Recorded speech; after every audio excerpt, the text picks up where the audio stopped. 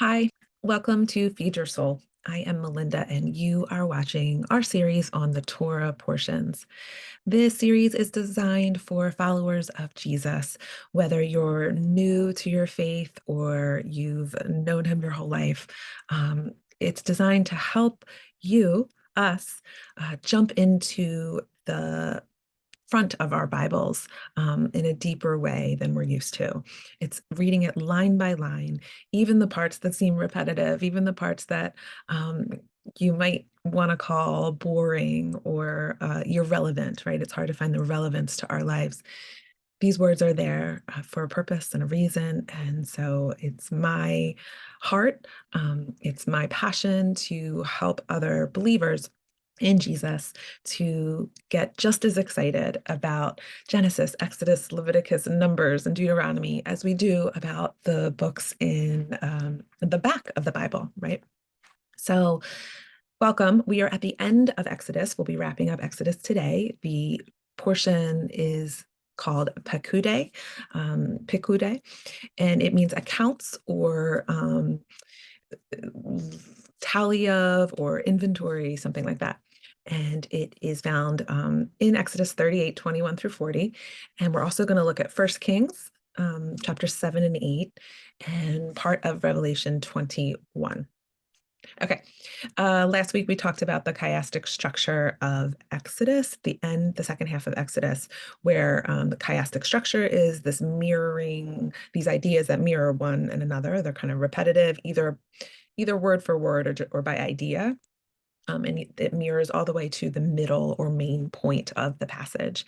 And what we saw in the second half of Exodus was this golden calf issue was really being highlighted as kind of this main focus. And what's surrounding this golden calf is these directions on, if we want to kind of sum them up in a sentence, we're being told how to make space, make a place for God, the creator of the universe, in space and time, right? So in physical space in the tabernacle, and then in time in our day, that we are to make a place to honor our God. And it's the way that we can come close to him, right? And so in the midst of these two sections that are explaining how we are to do this, we see that the people decide on their own. Moses is up the mountain and they don't know. Is he coming back? Did he get engulfed in the presence of God and he's never returning? They're feeling, a group of them are feeling anxious. And it seems there were maybe these 3,000 people who were like, we want a physical representation of our God, which is really an idol, right? And kind of demanded that Aaron make this, and Aaron was passive about the whole thing, facilitated it. But what we see is really people manufacturing an experience with God. I just had this thought, and it just made me want to mention it, that we should be careful that we don't manufacture our man-made ways to usher in God's presence, and we stick to what the word tells us. We stick to the timing that he tells us. We stick to the ways in which he tells us to come near. And of course, we don't have a tabernacle, a physical tabernacle or a priesthood, but when you know this part of your Bible, I think it helps us better understand who Jesus is, what the Holy Spirit's role is in helping us to approach God in the way that we're supposed to, in the way that he expects us to. So, okay, we're going to get into the text now, Exodus 38. Verse 21. These are the records of the tabernacle of the testimony, as they were recorded at the commandment of Moses. The responsibility of the Levites under the direction of Ithamar, the son of Aaron the priest. Bezalel, the son of Uri, son of Hur, of the tribe of Judah, made all that Jehovah commanded Moses.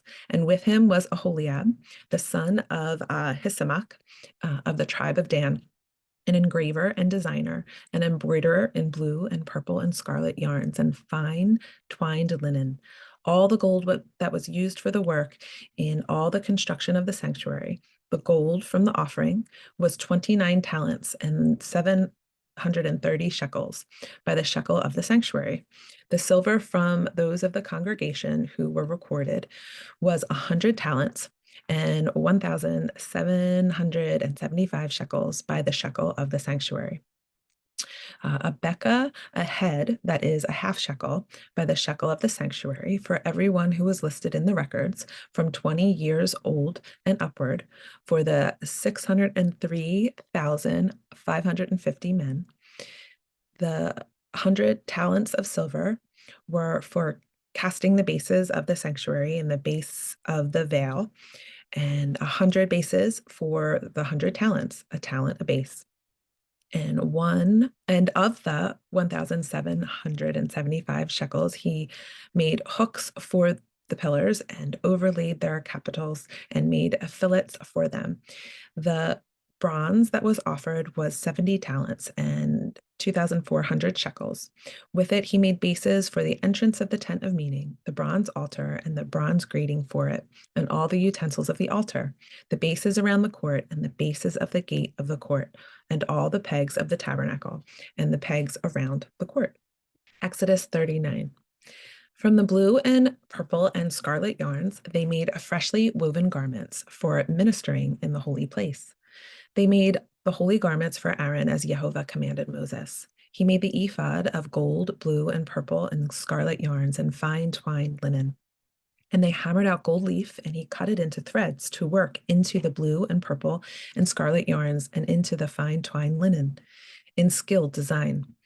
They made for the ephod attaching shoulder pieces joined to it at its two edges, and the skillfully woven band on it was of one piece with it, and made like it of gold, blue and purple and scarlet yarns and fine twined linen, as Jehovah commanded Moses. They made the onyx stones enclosed in settings of gold filigree and engraved like the engravings of a signet, according to the names of the sons of Israel. And he set them on the shoulder pieces of the ephod to be stones of remembrance for the sons of Israel, as Jehovah had commanded Moses. He made the breastpiece in skilled work in the style of the ephod of gold, blue, and purple and scarlet yarns and fine twined linen. It was square. They made the breastpiece doubled, a span its length and a span its breadth when doubled. And they set in it 4 rows of stones. We talked before how we don't know exactly what all of these stones are. These are the best translations, the best ideas that people have come up with, but we don't actually know. A row of sardius, topaz, and carbuncle was the first row. And on the second row, an emerald, a sapphire, and a diamond. The third row, a jacinth, an agate, and an amethyst. And the fourth row, a beryl, an onyx, and a jasper. And they were enclosed in settings of gold filigree. And there were 12 stones with their names according to the names of the sons of Israel. They were like signets, each engraved with its name for the 12 tribes. And they made on the breastpiece twisted chains like cords of pure gold. And they made 2 settings of gold filigree and 2 gold rings. And they put the 2 rings on the 2 edges of the breastpiece. And they put the 2 cords of gold in the 2 rings at the edges of the breastpiece. They attached the 2 ends of the cords to the 2 settings of filigree. Thus they attached it in front to the shoulder pieces of the ephod. Then they made 2 rings of gold and put them on at the 2 ends of the breastpiece on its inside edge next to the ephod.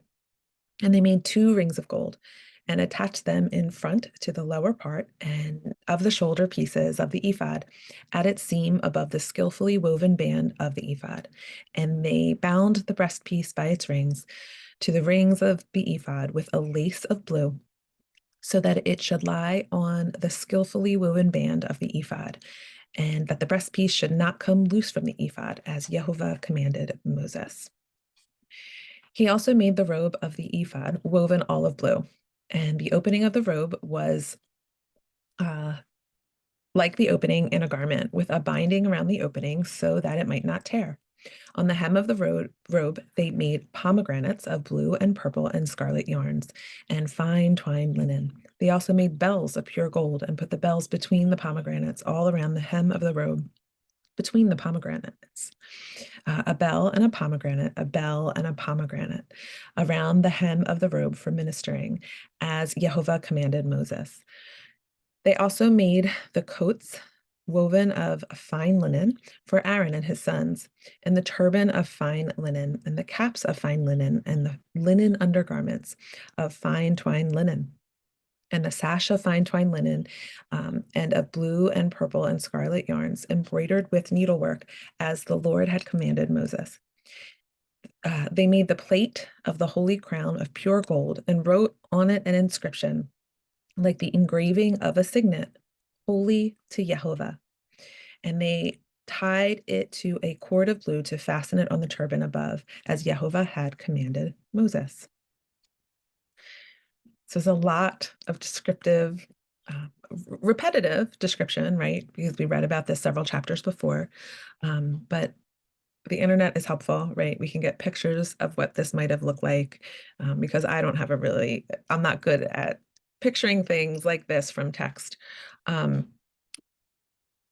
here is an artist rendition of what it may have looked like from the directions. So the high priest. This is specifically the high priest. This is not the other priests who will be serving in the tabernacle, but this is specifically what the high priest would wear, this ephod, this plate that says holy to Jehovah. It's interesting. There is gold woven all through the garment, right? It was hammered out to gold leaf and then turned into thread. It does make me really wonder about the properties of gold and why it seems it's necessary in order to have this specific type of presence of God, to be able to approach him and come near to him. It is all over the tabernacle. It's what the Ark of the Covenant is made of. It's in all the fabrics and the curtains. And then we have the high priest wearing these items with gold woven through. Makes me wonder about the physics of it all, you know. All right. Back to Exodus 39, verse 32. Thus, all the work of the tabernacle, of the tent of meeting, was finished. And the people of Israel did according to all that Jehovah had commanded Moses. So they did. Then they brought the tabernacle to Moses, the tent and all its utensils, its hooks, its frames, its bars, its pillars, its bases, the covering of the tanned ram skins and goat skins, and the veil of the screen, the ark of the testimony with its poles and the mercy seat or the atonement cover, the table with all its utensils, the bread of presence, the lampstand of pure gold and its lamps, with the lamp set and all its utensils, for the oil of the light, for the golden altar, the anointing oil and the fragrant incense, and the screen for the entrance of the tent, the bronze altar and its grating of bronze, its poles and all its utensils, the basin and its stand, the hangings of the court, the pillars and its bases, and the screen for the gate of its court, its cords and its pegs, and all the utensils for the service of the tabernacle, for the tent of meeting, the finely worked garments for ministering in the holy place, the holy garments for Aaron the priest, and the garments for his sons and their service. According to all that Jehovah commanded Moses, so the people of Israel had done all the work.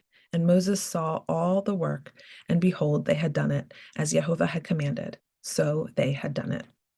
Then Moses blessed them. So all of the elements are created. Remember, this is something that can be taken apart and put back together to be moved. Here is just an artist's rendition of what it may have looked like, and a peek inside. It's fascinating when I think about it. This was really a pretty hardy structure, but it was also movable. And it's where this physical presence of God would reside in the midst of the camp. It's pretty neat. Okay. Exodus 40. the last chapter in Exodus. Jehovah spoke to Moses, saying, "On the first day of the first month, you shall erect the tabernacle of the tent of meeting, and you shall put in it the ark of the testimony, and you shall screen the ark with the veil, and you shall bring in the table and arrange it. And you shall bring in the lampstand and set up its lamps, and you shall put the golden altar for incense before the ark of the testimony, and set up the screen for the door of the tabernacle. You shall set the altar of the burnt offering before the door of the tabernacle of the tent of meeting, and place the basin between the tent of meeting and the altar, and put water in it. And you shall set up the court all around, and hang up the screen for the gate of the court. And then you shall take the anointing oil and anoint the tabernacle and all that is in it, and consecrate it and all its furniture, so that it may become holy.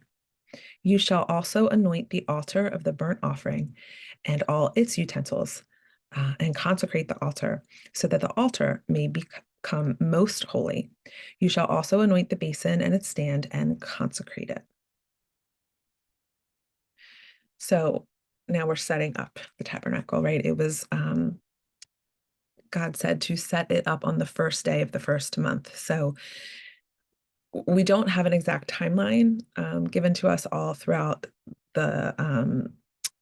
since they left Egypt, but we know that this is at least a year later, right? They left Egypt right here in the first month. It's actually the 15th day of the first month. So this is just about a whole year later, at least. We think so. And since they had been getting all of these directions, it's been about 9 months. And then they are to erect it here in the first of the biblical months. Very specific how the command is to anoint the items, to consecrate them, to make the physical things holy to the Lord. Remember, the word holy means set apart for a specific purpose, right? So these items are set apart for the one specific purpose of approaching God. Then you shall bring Aaron and his sons to the entrance of the tent of meeting, and you shall wash them with water, and put on Aaron the holy garments, and you shall anoint him and consecrate him, that he may serve me as priest. You shall bring his sons also and put coats on them, and anoint them as you anointed their father, that they may serve me as priests, and their anointing shall admit them to a perpetual priesthood throughout their generations. That perpetual, it's the olam in Hebrew. It's a word that means continual, throughout all your generations, forever. So perpetual priesthood throughout their generations. So this picture made me laugh, so I included it. Aaron's being dressed, and then his sons are in their fine twined linen undergarments, which I find, I don't know, kind of comical. It's interesting that there's a commandment for them to wear these kind of undergarments, that covering this area of the body was specifically important. And since the tunics that they wear were open at the bottom, wearing these undergarments was something that was important enough to put in the commandments for what the priests would wear. Interesting. Okay. Verse 16. This Moses did according to all that Jehovah commanded him. So he did. In the first month, in the second year, on the first day of the month, the tabernacle was erected. And I just want to pause here just to remind you, a lot of times, this is how the timing is worded in the Hebrew text. You see this a lot in the prophets too. It's the first month in the second year. This is clearly the second year, right? We're moving into the second year since they left Egypt. But this timing really may have to do with Jubilees as well. There are the book of Jubilees that we referenced back all through Genesis and the beginning of Exodus. It's an extra biblical book. It words the timing of the years like this.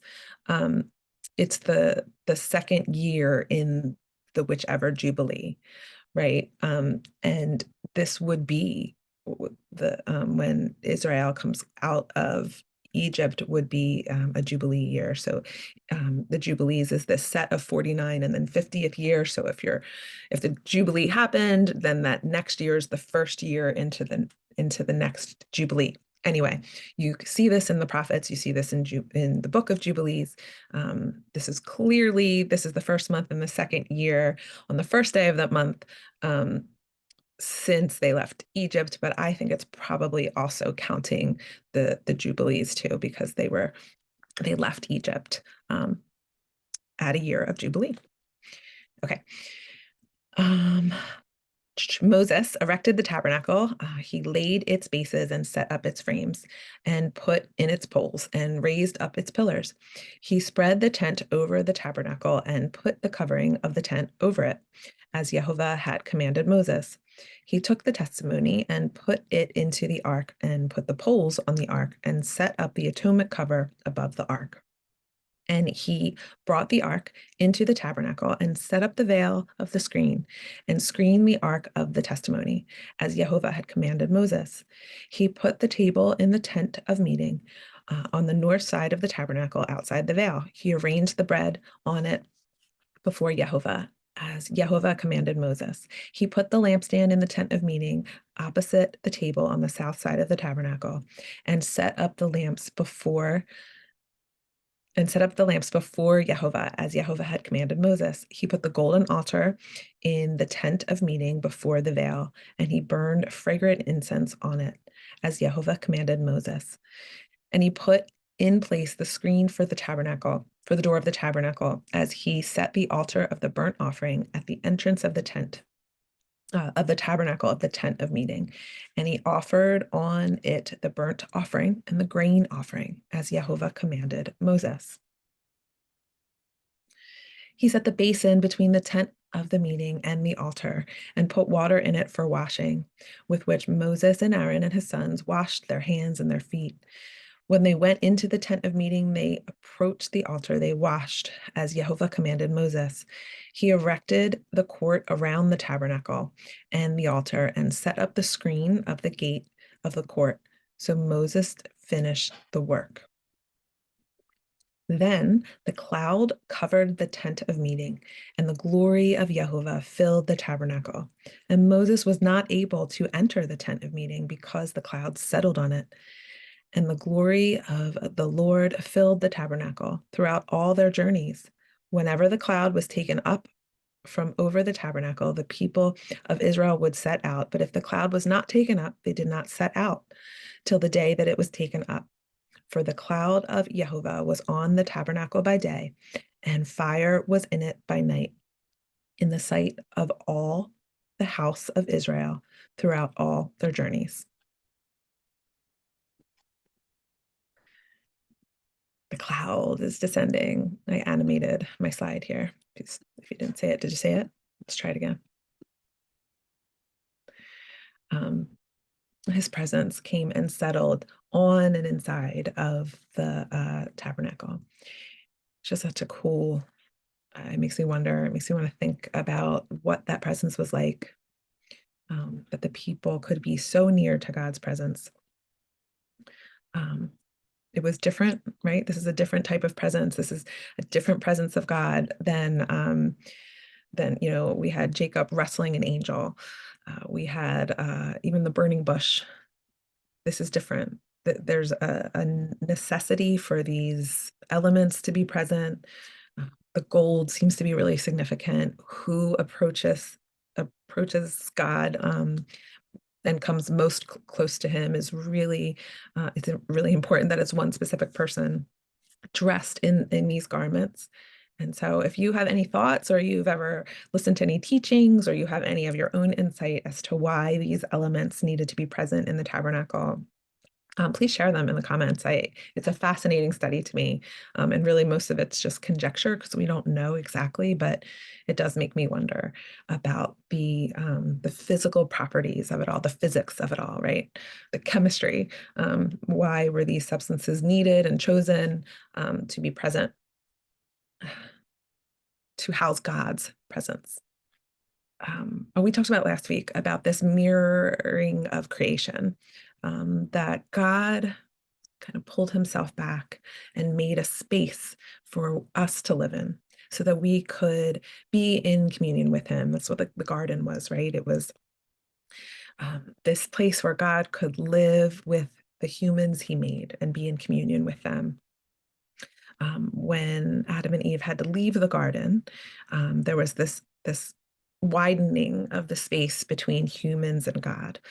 And this tabernacle, this building of this Mishkan, is really this kind of mirroring idea of now humans are making a space for God in a world they kind of created, right? This is this fallen world, this world full of idolatry and just not God's best for us was a world they had created. But now they're making the space for God, obviously under his direction, but for him to be able to come close again. And so I find that concept really neat. And it's really the focus of most of Exodus is bringing the people out of this place that is far away from really being able to have communion with God, Egypt, right? Bringing them out of Egypt. And then what we're going to see is really the rest of the Torah is about getting Egypt out of God's people. So here we are in our prophet pairing of 1 Kings chapter 7, and then we'll look at some verses in chapter 8. Last week, if you didn't watch, go ahead and pause here and read 1 Chronicles 28. It just gives a little bit of backstory. Why are we in this situation where King Solomon is erecting a temple, a fixed space for where God is to live? A good portion of the story is in First Chronicles 28. King David wanted to build a house, a palace, really. Like he had his own palace. He's quite wealthy. Solomon becomes even more wealthy. These kings have these beautiful, ornate places to live, and David wanted to make something similar for God, and God said no. He said that honor can belong to your son, but you are a man of war. You're not going to make this for me. And then David says that, hands all of these kinds of plans and ideas over to Solomon, his son, and says, this is what God showed me, the plans for this tabernacle. So we pick up here as a lot of the work is being done at King Solomon's direction, but this came from King David, who got directions from God how to build this fixed place for God to live. So no longer would it be this tabernacle, this that could be folded up and carried along, but it would be this one place where God would fix his name. So that's where we are here in 1 Kings. And this is just a little preamble for an introduction to Hiram. And King Solomon sent and brought Hiram from Tyre. He was the son of a widow of the tribe of Naphtali, and his father was a man of Tyre, a worker in bronze. And he was full of wisdom, understanding, and skill for making any work in bronze. He came to King Solomon and did all his work. Hiram also made the pots, the shovels, and the basins. So Hiram finished all the work that he did for King Solomon on the house of Jehovah, the two pillars, the two bowls of the capitals that were on the tops of the pillars, the two lattice works to cover the two bowls of the capitals that were on the tops of the pillars, and the 400 pomegranates for the two lattice works, the two rows of pomegranates, each for the lattice work, to cover the two bowls of the capitals that were on the pillars, the 10 stands and the 10 basins on the stands, and the one sea and the 12 oxen underneath the sea. Now the pots, the shovels, and the basins, all these vessels in the house of Jehovah, which Hiram made for King Solomon, were of burnished bronze. In the plain of the Jordan, the king cast them in the clay ground between Succoth and Zarenthan. And Solomon left all the vessels unweighed because there were so many of them. The weight of the bronze was not ascertained. So Solomon made all the vessels that were in the house of Jehovah, the golden altar, the golden table for the bread of the presence, the lampstands of pure gold, 5 on the south, 5 on the north, before the inner sanctuary, the flowers, the lamps, the tongs of gold, the cups, the snuffers, basins, dishes for incense, the fire pans of pure gold, the sockets of gold for the doors of the innermost part of the house, the most holy place, and for the doors of the nave of the temple. Thus, all the work that King Solomon did on the house of Jehovah was finished. And Solomon brought in the things that David his father had dedicated, the silver, the gold, and the vessels, and stored them in the treasuries of the house of Jehovah. Then Solomon assembled the elders of Israel and all the heads of the tribes, the leaders of the fathers' houses of the people of Israel, before King Solomon in Jerusalem, to bring up the ark of the covenant of Jehovah out of the city of David, which is Zion. And all the men of Israel assembled to King Solomon at the feast in the month of Ethanim,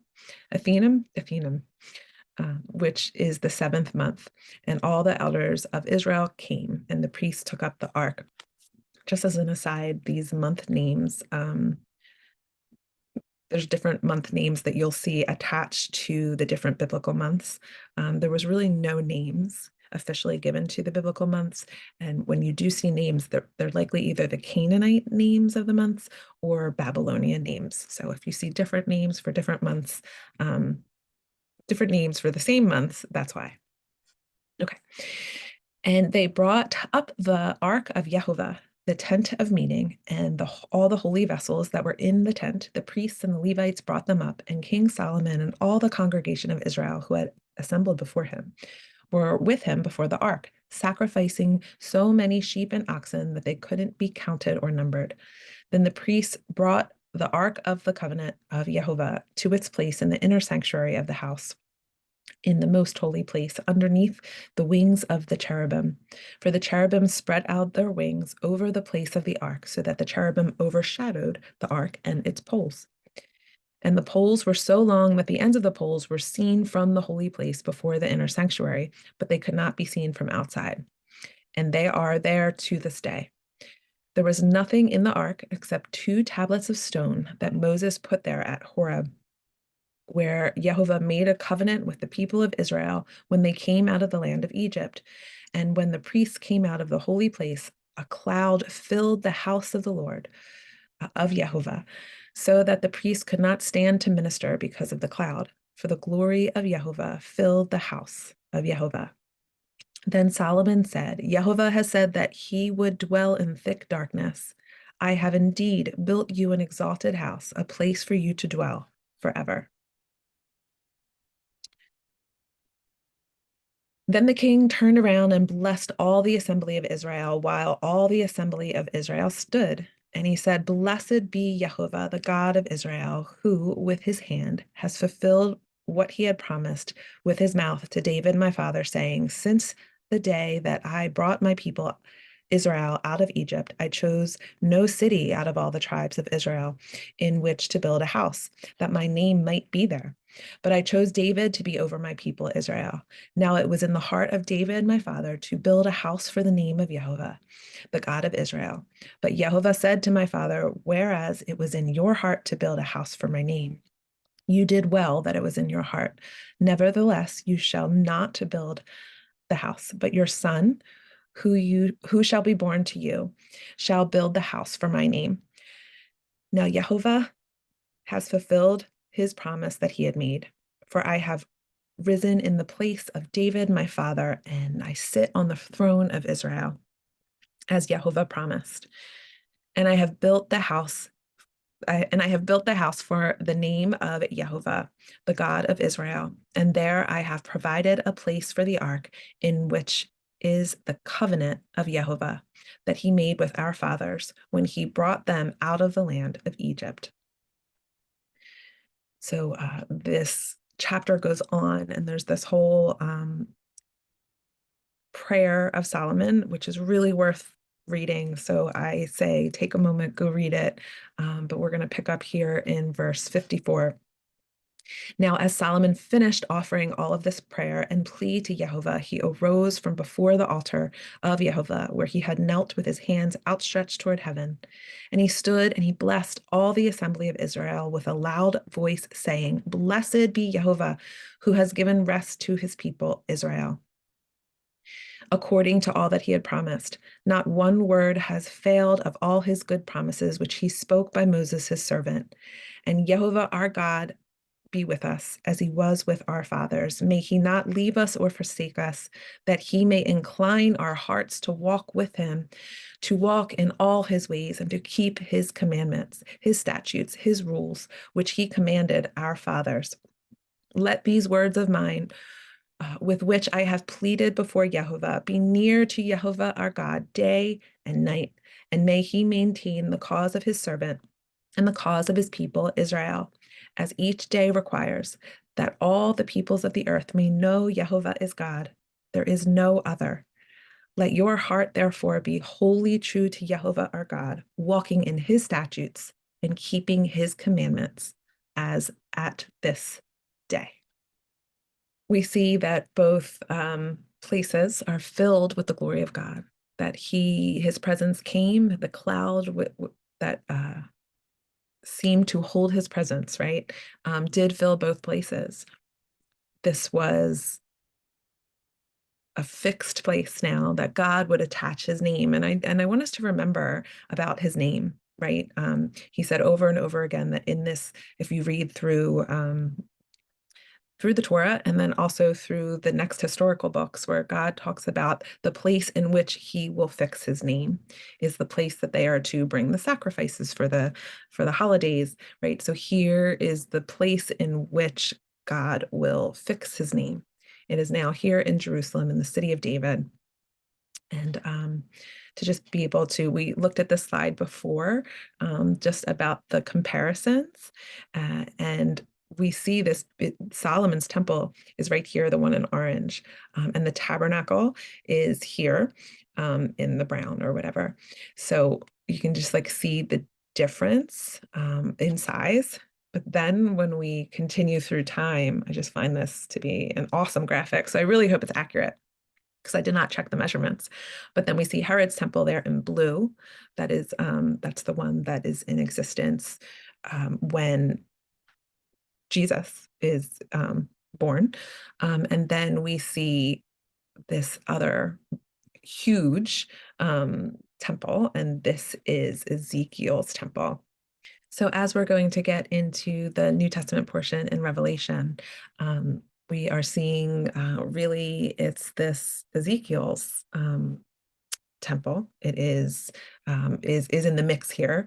We know that there is this future temple that will be made, but it comes down possibly in the midst of the city, the New Jerusalem that is being lowered from the heavens into our space, right? So when people talk about going to heaven, remember that actually what we're looking forward to is the New Jerusalem, the new heaven and the new earth. God comes here. We there's really nothing in the word that talks about us escaping this world. It's really that God brings Eden back, right? Brings the garden, brings the great city, the Jerusalem, like whatever we want to use to kind of describe what this city is. The Revelation calls it the New Jerusalem, the kingdom come down. So it's a good reminder. And yeah, let's read about that, and we'll just see the parallels between the creation of the tabernacle and then Solomon's temple, and what this new city is going to be like. Revelation 21. Then I saw a new heaven and a new earth, for the first heaven and earth had passed away, and the sea was no more. I saw a holy city, the new Jerusalem, coming down out of heaven from God, prepared as a bride adorned for her husband, pointing out that the bride is the new Jerusalem, the city, actually. And I heard a loud voice from the throne saying, "Behold, the dwelling place of God is with man, and he will dwell with them. They will be his people, and God himself will be with them as their God. He will wipe away every tear from their eyes, and there will be no more death, or mourning, or crying, or pain, for the former things have passed away." And the one seated on the throne said, "Behold, I make all things new." And he said, "Write this down, for these words are faithful and true." He told me, "It is done. I am the Alpha and the Omega, the beginning and the end. To the thirsty, I will give freely from the spring of the water of life. The one who overcomes will inherit all things. I will be his God, and he will be my son. But to the cowardly and the unbelieving and the abominable and the murderers and the sexually immoral and the sorcerers and the idolaters and all liars, their place will be in the lake that burns with fire and sulfur. This is the second death." Then one of the seven angels with seven bowls full of the seven final plagues came and said to me, "Come, I will show you the bride, the wife of the Lamb." And he carried me away in the spirit to a mountain great and high, and showed me the holy city of Jerusalem coming down out of heaven from God, shining with the glory of God. Its radiance was like a most precious jewel, like jasper, as clear as crystal. The city had a great and high wall with 12 gates inscribed with the names of the 12 tribes of Israel, and the 12 angels at the gates. And there were 3 gates on the east, 3 on the north, 3 on the south, and 3 on the west. And the wall of the city had 12 foundations bearing the names of the 12 apostles of the Lamb. The angel who spoke with me had a golden measuring rod to measure the city and its gates and its walls. The city lies foursquare with its width the same as its length, and he measured the city with a rod, and all its dimensions were equal, 12,000 stadia in length and width and height, and he measured its wall to be in cubits by the human measure the angel was using. The wall was made of jasper, and the city itself of pure gold, as pure as glass. The foundations of the city walls were adorned with every kind of precious stone. The first foundation was jasper, the second sapphire, the third chalcedony, the fourth emerald, the fifth sardonyx, the sixth carnelian, the seventh chrysolite, the eighth beryl, the ninth topaz, the 10th chrysoprase, the 11th jacinth, and the 12th amethyst. And the 12 gates were 12 pearls, with each gate consisting of a single pearl. The main street of the city was pure gold, as clear as glass. But I saw no, most versions say temple, but that's that. We talked about this before. That's the verse.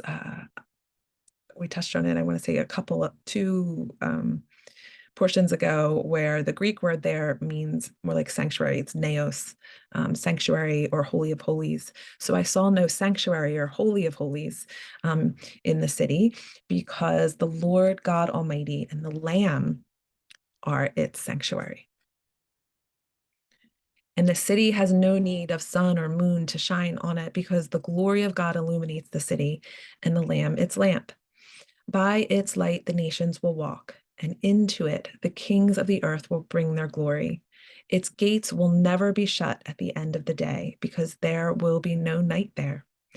And into the city will be brought the glory and honor of the nations, but nothing unclean will ever enter it, nor anyone who practices an abomination or a lie, but only those whose names are written in the Lamb's book of life.